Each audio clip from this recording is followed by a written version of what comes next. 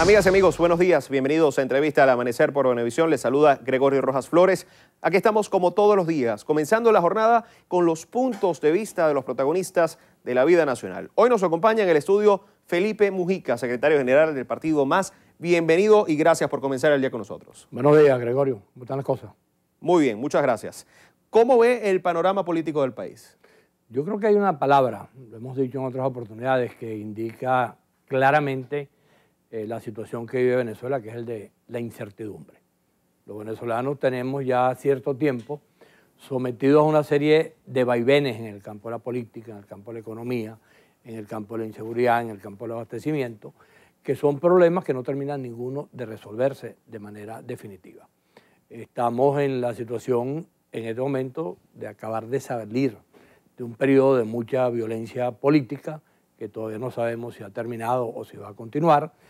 Se produjo posteriormente la elección de una asamblea constituyente en unas condiciones que evidentemente no son las más adecuadas, porque los procesos constituyentes no se pueden dar en situaciones de división y de confrontación de la sociedad, sino que por el contrario tienen que darse en situaciones de consenso y en situaciones en las cuales el país se dedique a buscar alternativas y a buscar salidas. Ese no es el caso de esta constituyente, ni tampoco fue el caso de cómo fue electa. Y además de eso tenemos todo este cuadro en el cual la vida cotidiana de los venezolanos es verdaderamente de las peores que hemos vivido a lo largo de nuestra historia. Digo de las peores por no decir la peor, porque creo que el clima de inseguridad que se vive en toda Venezuela nunca lo tuvimos. El tema del desabastecimiento tampoco lo llegamos a tener en ese grado.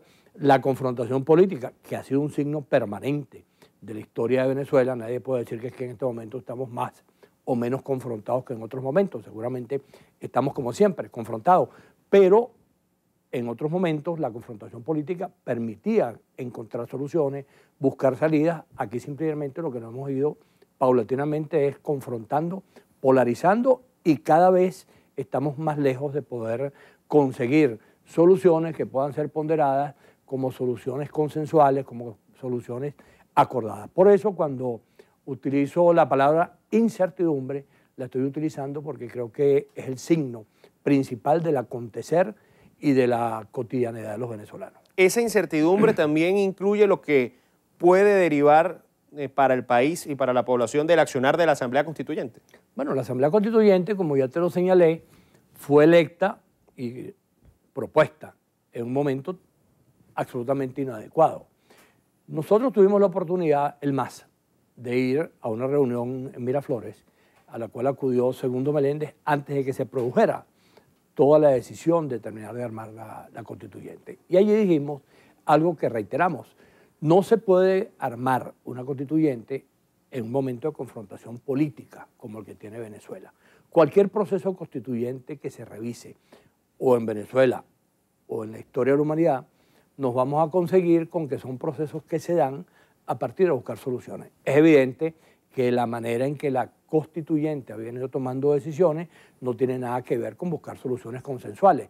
Empeñarse en el caso de la fiscal, empeñarse en la situación que se ha generado con la Asamblea Nacional, lo que ha ocurrido con todo el temario previo a la elección de la constituyente, la decisión de tener una lista de venezolanos en la condición de inhabilitarlos para que no puedan eventualmente participar en los procesos electorales que vienen. Nada de eso tiene que ver con la paz. Todo eso tiene que ver con el conflicto. Todo eso tiene que ver con la intención de imponerle una parte del país al resto del país. Y lo terrible es que esa parte del país que pretende imponerse es una parte del país que es minoritaria y que no tiene la posibilidad ni tiene en sus manos las soluciones, porque tiene 18 años gobernando el país y hasta ahora no ha podido aportar ninguna salida, ninguna alternativa, sino que el país cada vez está enrumbado por un conflicto político cada vez más terrible. ¿En qué ha quedado con todo esto el papel de la Asamblea Nacional? Bueno, lamentablemente allí ocurrió lo que parecía que era una suerte de crónica de una muerte anunciada, para hablar del título del libro de García Márquez. Si la Asamblea Nacional hubiese asumido la responsabilidad que tenía cuando fue electa, que era la de continuar la ruta electoral, la ruta de la reconciliación, la ruta del encuentro, seguramente no hubiera facilitado lo que el gobierno ha hecho, porque está claro, el rol en que en este momento está colocada la Asamblea Nacional no solamente es responsabilidad del gobierno, hay una responsabilidad también como producto de los errores que se han cometido. Por ejemplo, ¿qué sentido tenía haber dicho yo voy a salir de Maduro en 6 meses? ¿Qué sentido tenía producir en enero una decisión anunciando el desacato? ¿Qué sentido tenía proponer 3 preguntas en ese evento que se hizo el 16 de julio, cuando todo el mundo sabía que lo único que era necesario era la primera pregunta, que era simplemente preguntar, ¿usted está de acuerdo o no está de acuerdo con el proceso constituyente? Todo lo demás constituía una suerte de programa de gobierno que era imposible de cumplir, como en efecto pasó. ¿Para qué tú tenías que buscar 33 personas y nombrarlas como magistrados para darle la oportunidad al gobierno que actuara de la manera que está actuando?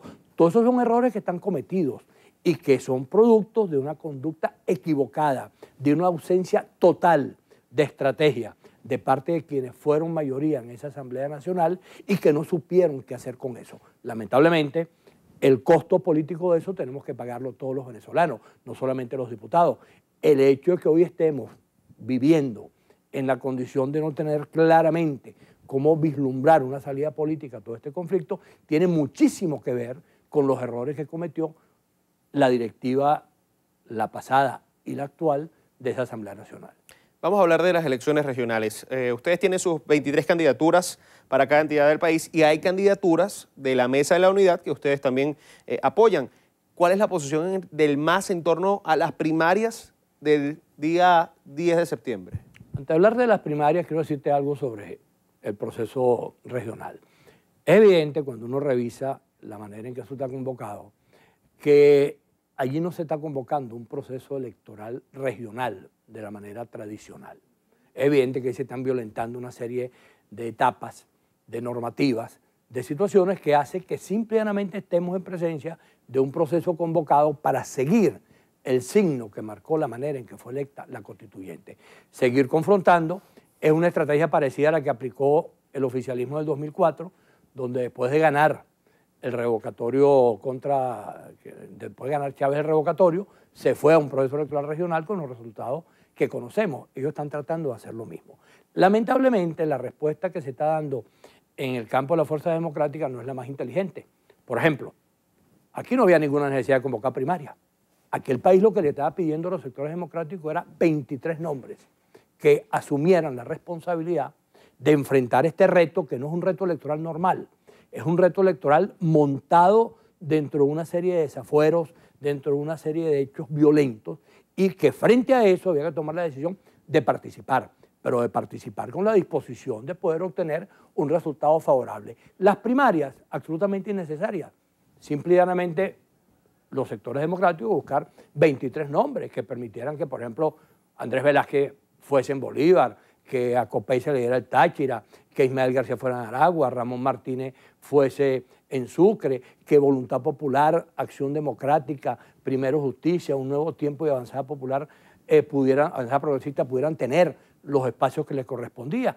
Y eso es una responsabilidad directa de una dirección política que necesita tener estrategia para poder confrontar en el terreno que es necesario a una decisión llena de tanta violencia como esta de convocar elecciones de gobernadores en los términos que se están haciendo. Nos quedan 30 segundos.